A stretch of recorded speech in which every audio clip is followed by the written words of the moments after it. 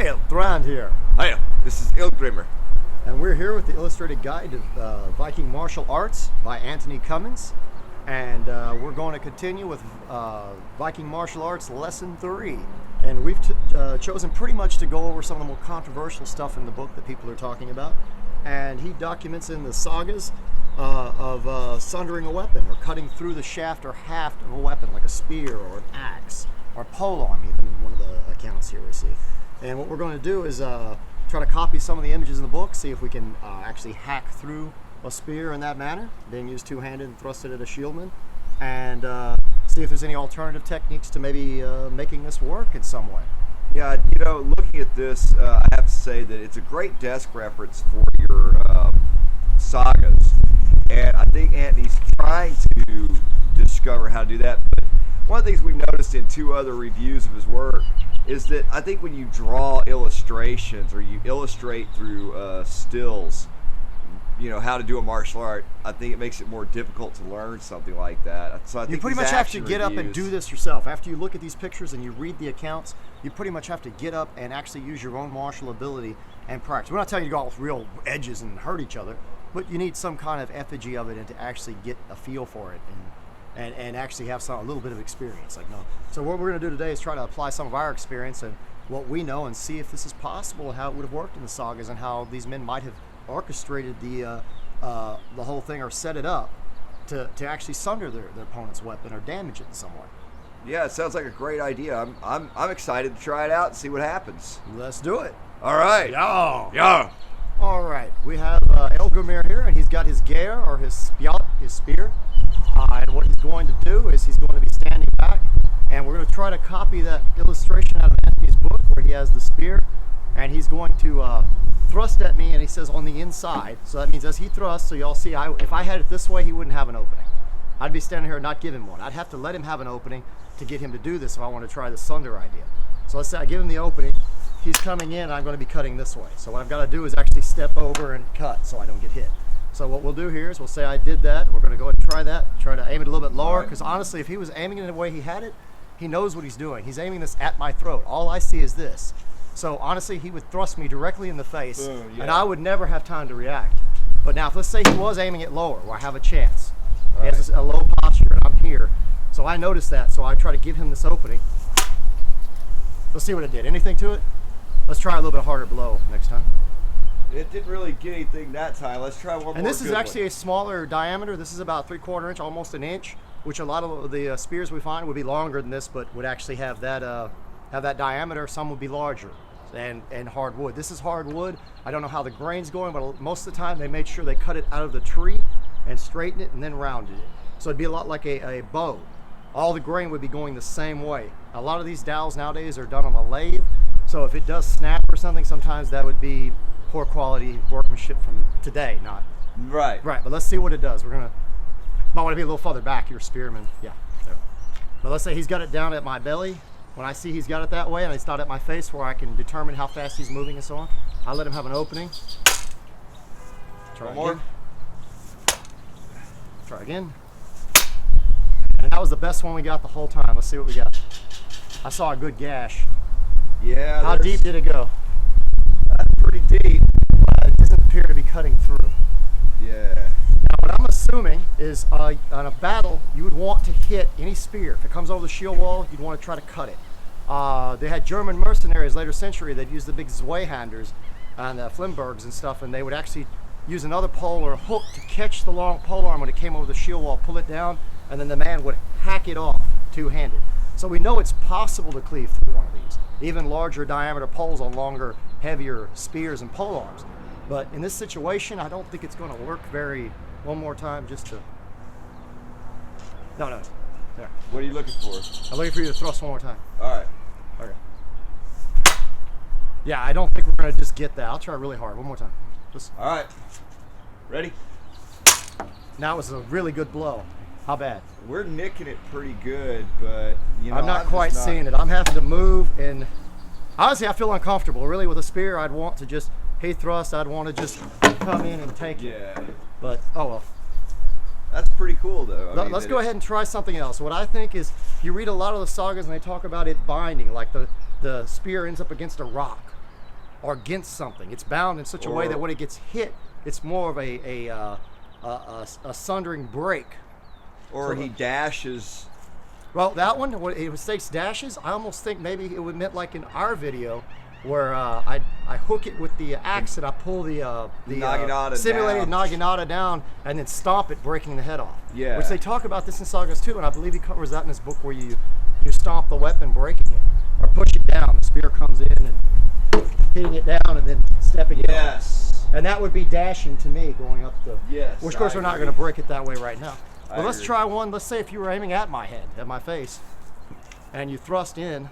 If I were to bind this and hit it this way, I think we'd have a much better chance of maybe breaking this. All right. Try going at my face. All right. Here we go. And let's way better. Oh, dude! If we do do it once more. Let's try it one more time. All right, let me line it up where I'm not gonna. I'm going to try to bind it with the shield as he does this. All right. Ready? Oh, that's it. That was the sunder right there. And that was from me using my shield in a scissor action and binding it. See? Yep. So you almost completely chopped through it. Yes, I did. So I'm thinking the binding is the secret, because they talk about binding and they talk about the spear in one of them where it comes in. What if I were to hit it down? It's coming in at me, and I hit it down towards the ground, and then. Yeah. Sorry, you all right? Yeah, it'll rock your hand though. I hope the audience could see that I just chopped clean through it as it was on the ground.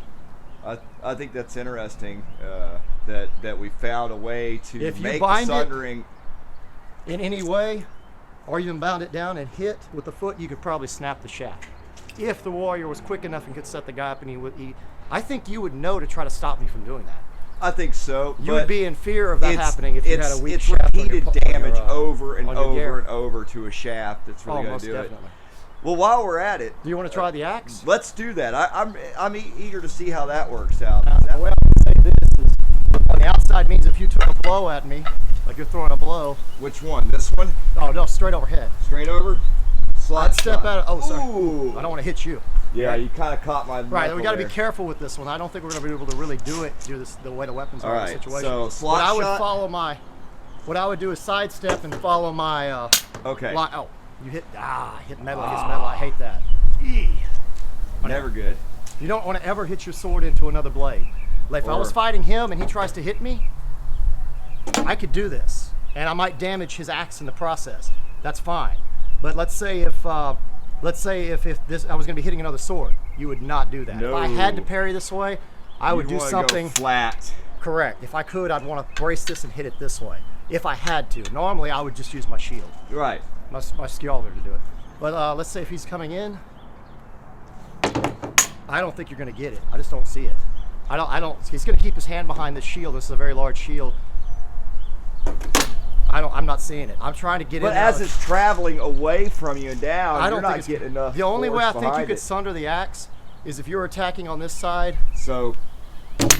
Oh yeah. That's the only thing I can see. If you're coming in.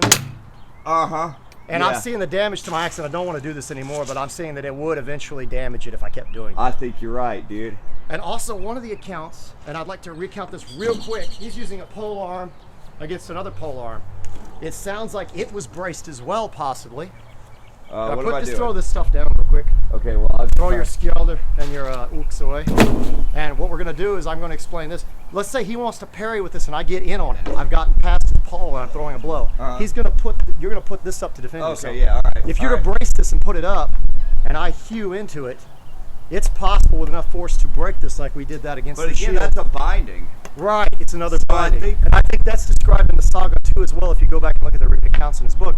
So I'm thinking the ones where it seems like it's an intentional thing, it was situations like that, where like you thrust, I move, and then boom.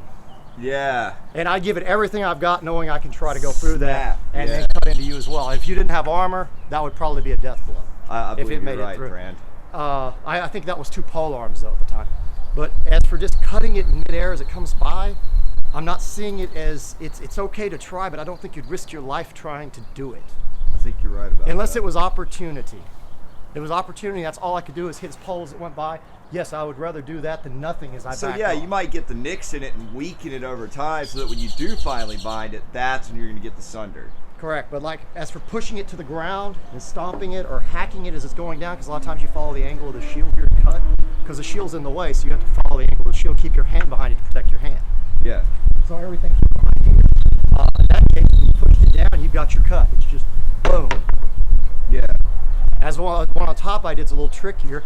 You'd be punching up and then cutting down at the same time, and you might even cut through the shaft and hit the guy at the same time. It'd be more of an attack. And I agree. you also kind of risk getting the edge up here near your face, but of the pole. Well, I think we've helped Solve the mystery. There you go. I think it has to do a lot with binding, and I think the warriors knew what they were doing and bound the weapons on purpose. Because even the back of the axe, where's your just to show something else. We were in a shield wall, and I'll just use the axe. This is for example. Let's say you thrust it at me. Normally, most of the time, yes, the beard's down. I do this because I like to be able to thrust with it, and I use this for throwing quite often. But And I mean, different people would do different things, but I use it like a beak. But let's say this would be down. If he thrusts and it comes over the shield wall and I catch this and bind it, even with this, and he's trying to get it back, somebody else could chop it off or get a hold of it. Sure, you'd have a whole bunch of people taking shots. Yeah, and I could be down here safe behind it. And with the hook, it could easily be done. With this hook on here, I could hook it from this angle. Right, that. And I have it here, and somebody else behind me would be doing their thing while I'm holding up the shield wall. I got you. Yeah, so. Yeah, I think we have solved that mystery about sundering weapons. I don't consider it a real martial art technique. I still think that it's a thing of opportunity, like we talked about with shield sundering and everything else. One more fact, just to say, if I'm hitting you and you're not hitting me at the same time, with the axe, which you can't do with the sword, you could hold it up and just hold it in the way and let me hit it. It would damage it, but it's not going to damage my blade, and it's not going to damage your handle that bad if you're just letting it. Yeah, you're not really hitting. So I think that would be okay. You would want to try to avoid me hitting yours at the exact, like you swinging over at me and us doing that kind of thing. Yeah. That's going to cause a lot of damage to the axe. Sure, yeah, you don't want especially with that weight coming forward, it'd be like a bind. Yeah, you don't want the weight of the head traveling at high speed with the sword impacting it, it could cause it to break. So yes, I see this happening in the sagas. I could see it accidentally happening, and in some cases maybe an expert could orchestrate it. So anyway, I think we've talked about it enough now, and we'll see you all later. Bye.